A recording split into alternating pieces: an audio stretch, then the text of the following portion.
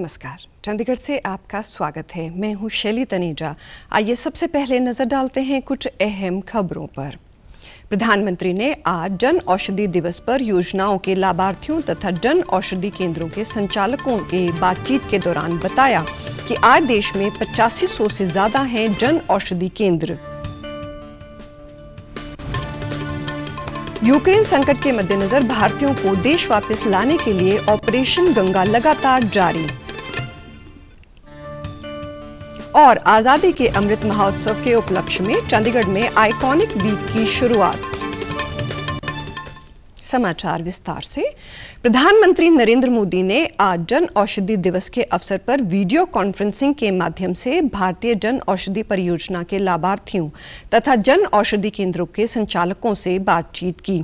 इस कार्यक्रम का विषय जन औषधि जन उपयोगी है। प्रधानमंत्री ने कहा कि आज देश में 8500 से ज्यादा औषधि केंद्र खुले हैं। जन औषधि योजना धन को बचाकर जन जन को राहत देती है।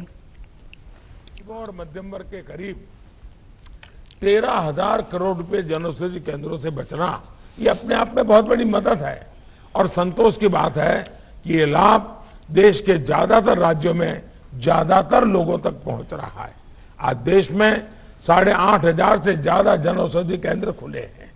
ये केंद्र अब केवल सरकारी स्टोर नहीं बल्कि सामान्य मानवी के लिए समाधान और सुविधा के केंद्र बन रहे हैं। प्रधानमंत्री ने कहा कि सरकार का लक्ष्य अधिक से अधिक जन औषधि केंद्र खोलना तथा गरीबों को राहत देने का है। उन्होंने कहा कि पहले देश में एक ही एम्स था, अब देश में एम्स की संख्या 22 हो गई है और कैंसर, टीबी, डायबिटीज, हृदय रोग की दवाइयों की कीमत तय की गई है। उन्होंने बताया कि जन औषधि योजना से लगभग 13,000 करोड़ रुपए की बचत हुई है। जन औषधि योजना से किफायती दामों पर दवाइयों की उपलब्धता में क्रांति आई है। इस कार्यक्रम में वीडियो कॉन्फ्रेंसिंग के माध्यम से रसायन तथा उर्वरक मंत्री डॉक्टर मनसुख मांडविया तथा अन्य अधिकारी भी जुड़े। प्रधानमंत्री नरेंद्र मोदी ने आज यूक्रेन के राष्ट्रपति व्लादिमीर जेलेंस्की से फोन पर बातचीत की। लगभग 35 मिनट तक हुई इस बातचीत के दौरान दोनों नेताओं ने यूक्रेन की स्थिति पर चर्चा की। प्रधानमंत्री मोदी ने रूस तथा यूक्रेन के बीच जारी सीधी बातचीत की सराहना भी की। प्रधानमंत्री ने यूक्रेन से भारतीय नागरिकों को निकालने में यूक्रेन सरकार द्वारा की गई मदद के लिए राष्ट्रपति जेलेंस्की को धन्यवाद दिया। उन्होंने सूमी में भारतीय नागरिकों को निकालने के लिए चल रहे प्रयासों में यूक्रेन सरकार से लगातार मदद जारी रखने का आग्रह भी किया। प्रधानमंत्री नरेंद्र मोदी आज रूस के राष्ट्रपति व्लादिमीर पुतिन से भी फोन पर बातचीत करेंगे। 50 मिनट तक दोनों नेताओं ने बातचीत करते हुए यूक्रेन की वर्तमान स्थिति पर चर्चा की। उन्होंने दोनों देशों के बीच सीधी बातचीत का आह्वान किया तथा सूमी से लोगों को बाहर निकालने के लिए मानवीय गलियारा बनाने के लिए युद्ध विराम की घोषणा की सराहना की। यूक्रेन संकट के मद्देनजर ऑपरेशन गंगा के तहत भारतीयों को देश वापस लाने का कार्य लगातार जारी है।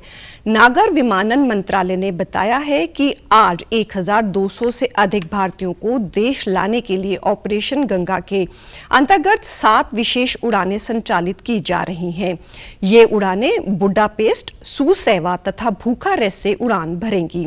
कल यूक्रेन के पड़ोसी देशों से 11 विशेष उड़ानों के माध्यम से 2,000 से अधिक भारतीयों को स्वदेश लाया गया तथा 22 फरवरी से जारी ऑपरेशन गंगा के अंतर्गत अब तक 15,900 से अधिक भारतीयों को वापस देश लाया जा चुका है। इसके अतिरिक्त भारतीय दूतावास ने यूक्रेन के सूमी क्षेत्र में फंसे भारतीय विद्यार्थियों को कहा है कि वे देश वापसी के लिए तैयार रहें। दूतावास ने बताया है कि उनके अधिकारी विद्यार्थियों की सूमी क्षेत्र में सुरक्षित निकासी के प्रयासों में समन्वय करने के लिए पोलटावा शहर में हैं। दूतावास के अनुसार वापसी की सही तारीख तथा समय की जानकारी शीघ्र दी जाएगी तथा विद्यार्थियों की सुरक्षित निकासी के लिए हर संभव प्रयास किए जा रहे हैं। उधर रूस ने आज यूक्रेन के कई क्षेत्रों में मानवीय गलियारे को खोलने की घोषणा करते हुए कुछ समय के लिए संघर्ष विराम की घोषणा की है। रूस टास्क फोर्स ने कहा है कि राजधानी कीव, दक्षिण बंदरगाह शहर मारियोपोल, खार्किव तथा सूमी में आज से संघर्ष विराम शुरू होगा। हालांकि ये स्पष्ट नहीं है कि संघर्ष विराम कब तक जारी रहेगा। हरियाणा विधानसभा के बजट सत्र के चौथे दिन की कार्रवाई आज विधानसभा अध्यक्ष ने प्रश्नकाल के साथ शुरू करवाने की घोषणा की। कार्रवाई के दौरान विधायकों के प्रश्नों के उत्तर मंत्रियों की ओर से दिए जा रहे हैं। बजट के आज चौथे दिन नेता प्रतिपक्ष की मांग पर कार्रवाई का समय 1 घंटे बढ़ा दिया। इसके अतिरिक्त कल मुख्यमंत्री मनोहर लाल बजट पेश करेंगे। 14 से 16 मार्च तक बजट पर चर्चा होगी। 22 मार्च को बजट सत्र का समापन होगा। समाचार लिखे जाने के समय सत्र की कार्रवाई जारी थी। सदन में कांग्रेस ने किसान आंदोलन का मुद्दा उठाया तथा कुछ विधायकों की ओर से अन्य मुद्दों पर प्रश्न किए जा रहे हैं। वे राज्यपाल के अभिभाषण पर चर्चा जारी है। हरियाणा के मुख्यमंत्री मनोहर लाल ने झज्जर में स्वामी ओमानंद सरस्वती संग्रहालय के भूमि पूजन सहित जिला झज्जर को कई विकास योजनाओं की सौगात दी है। मुख्यमंत्री ने कल स्वामी ओमानंद सरस्वती पुरातत्व संग्रहालय के निर्माण कार्य का शुभारंभ करने के बाद 34 करोड़ 25 लाख रुपए की परियोजनाओं का शिलान्यास किया तथा 44 करोड़ 22 लाख रुपए की विकास योजनाओं का उद्घाटन भी किया। उन्होंने इस अवसर पर कहा कि इन परियोजनाओं से इस क्षेत्र में हर जनमानस को सीधा लाभ मिलेगा तथा पुरातत्व संग्रहालय के निर्माण में ऐतिहासिक वस्तुओं का संग्रहण होने के साथ साथ पुरातत्व से संबंधित शोध कार्य में संग्रहालय शोधार्थियों को मदद मिलेगी। जब तक आचार्यों की संतुष्टि ना हो जाए, ऋषि मुनियों की संतुष्टि ना हो जाए, तब उसको दीक्षा भी नहीं मिलती थी। तो बहुत एक कठोर परिश्रम के माध्यम से इन गुरुकुलों की पद्धतियों को आगे बढ़ाते हुए मैं उन सभी बंधुओं का, उन सभी संतों का, उन सभी महात्माओं का, उन सभी महर्षियों का, उन सभी स्वामी जनों का आभार व्यक्त करता हूं कि हरियाणा में आज इस गुरुकुल पद्धति को बहुत अच्छे प्रकार से अभी भी विकसित किया हुआ है। उत्तर भारत में हरियाणा ही एक ऐसा राज्य है जहां ये पद्धति बहुत बखूबी अच्छे प्रकार से चल रही है। उन्होंने कहा कि बहादुरगढ़ में बने नए बस स्टैंड से न केवल जिले के लोगों को बल्कि अन्य राज्यों से आने वाले लोगों को भी बस सेवाओं का लाभ नए बस स्टैंड से मिलेगा। मुख्यमंत्री ने आशा व्यक्त की कि जिले में नवनिर्मित विद्यालय भवन विद्यार्थियों को बेहतर शैक्षणिक माहौल देने में सहयोग रहेगा। उन्होंने कहा कि मौजूदा राज्य सरकार जन सेवा को समर्पित होकर विकास कार्य करवा रही है। बिना किसी भेदभाव से समान विकास की विचारधारा से कार्य किए जा रहे हैं। अंत्योदय की भावना के साथ हर वर्ग के उत्थान में सरकार सक्रिय भागीदारी निभा रही है ताकि समाज के अंतिम व्यक्ति तक योजनाओं को बेहतर लाभ मिल सके। आजादी के अमृत महोत्सव के अंतर्गत चंडीगढ़ में कल से 13 मार्च तक आइकॉनिक वीक मनाया जा रहा है। चंडीगढ़ के प्रशासक तथा पंजाब के राज्यपाल बनवारी लाल पुरोहित ने कल सेक्टर 42 स्थित लेक से आइकॉनिक वीक का शुभारंभ किया। इस अवसर पर सांस्कृतिक कार्यक्रम प्रस्तुत किया गया तथा आईटीबीपी के जवानों ने मोटरसाइकिल करतब दिखाए। वे उनकी अन्य पेशकारियों के साथ साथ आईटीबीपी के डॉग स्वॉट के हैरत अंगेज करतबों ने लोगों का मनोरंजन किया। इस अवसर पर विंटेज कार रैली तथा बाइक रैली का भी आयोजन करवाया गया। प्रशासक ने समारोह का उद्घाटन करते हुए कहा कि आजादी का अमृत महोत्सव देश के लिए गर्व की बात है। प्रशासक की ओर से महिलाओं की आत्मरक्षा तथा उन्हें सशक्त करने के लिए प्रशिक्षण कार्यक्रम तथा प्रदर्शन की प्रशंसा भी की गई।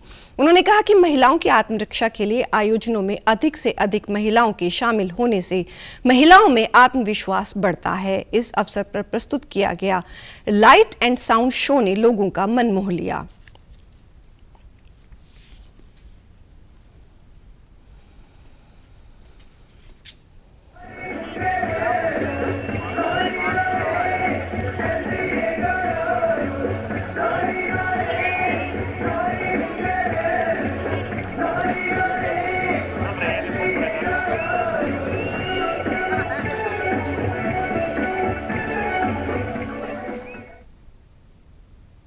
लाइट एंड साउंड शो में रंगीन दृश्यों को प्रस्तुत करते हुए आधुनिक लेजर तकनीक तथा आवाज के मिश्रण से कलाकारों ने इस कार्यक्रम को चार चांद लगा दिए, जिसका लोगों ने भरपूर आनंद लिया।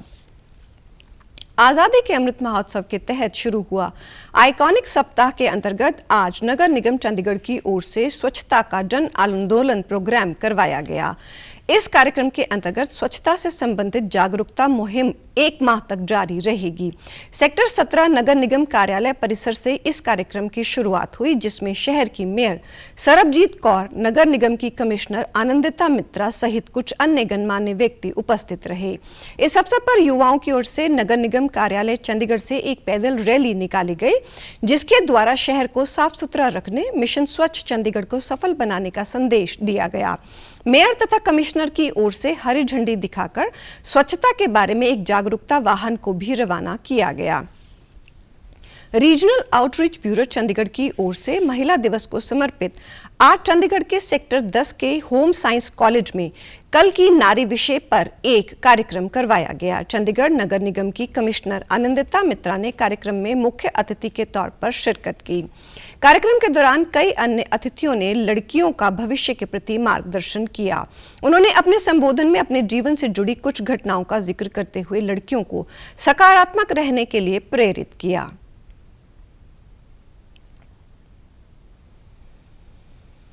Family has nurtured me in such a way since childhood that I have never really felt that being a woman at any stage of life was a struggle. So my life experience might be extremely different from a majority of women, because women really find it difficult to assert themselves in even the smallest thing. कार्यक्रम के दौरान सांस्कृतिक कार्यक्रम भी प्रस्तुत किया गया। Corona virus का खतरा भी टला नहीं है, इसलिए सभी से निवेदन है कि बाहर जाने के समय मास्क जरूर पहनें, सामाजिक दूरी बनाए रखें, बार बार अपने हाथ साबुन से धोएं और सैनिटाइजर का इस्तेमाल करें।